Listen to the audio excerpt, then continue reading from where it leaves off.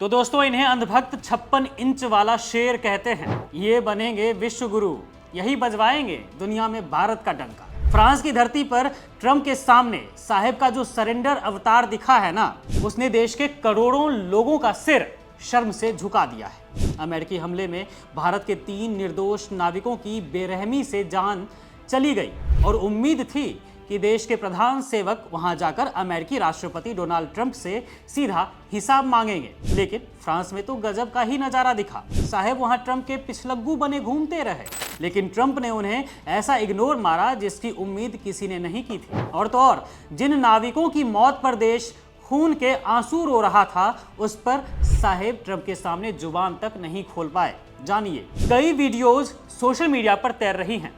देश में तो बीजेपी IT सेल के कहने पर यह फैलाया गया कि ट्रंप ने मोदी जी को देखते ही अपनी कुर्सी छोड़ दी, उठकर हाथ मिलाया, लेकिन इस ही खिखी के पीछे का पूरा सच छिपा लिया गया।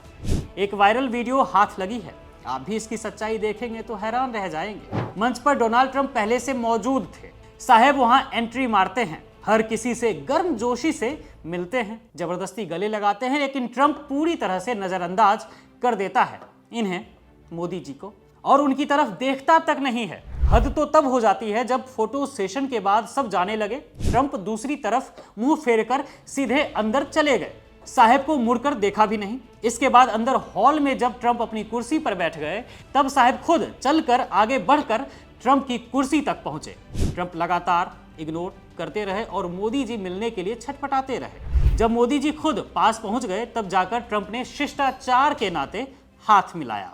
जी हाँ दोस्तों, सोचिए, जिस ट्रंप के पीछे साहेब दौड़ रहे थे, उस ट्रंप की सेना ने हमारे 3 बेगुनाह नौजवानों आदित्य शर्मा, शिवानंद चौरसिया और परनाला सुरेश को मौत के घाट उतार दिया। पूरा देश जानना चाहता था कि साहेब इस क्रूरता पर क्या बोलेंगे, लेकिन G7 के मंच पर जब बोलने की बारी आई तो मोदी जी का 56 इंच का सीना जैसे गायब हो गया। अमेरिका का नाम लेने तक की हिम्मत नहीं जुटा पाए। कायरता की हद देखिए, मोदी जी ने सिर्फ इतना कहकर पल्ला झाड़ लिया कि कई सिविलियंस को जान गंवानी पड़ी। मोदी जी कम से कम उन शहीदों का नाम तो ले लेते, गर्व से इतना सम्मान तो दे देते, लेकिन ट्रंप की नाराजगी का डर ऐसा था आपको कि जुबान ही आपकी लड़खड़ा गई। जवाब मांगना तो दूर, आपने तो मामले को ही गोलमोल कर दिया। देश की जनता सोच रही थी कि फ्रांस जाकर मोदी जी अपनी कूटनीति का दम दिखाएंगे, लेकिन वहां तो गजब का ही तमाशा चल रहा था।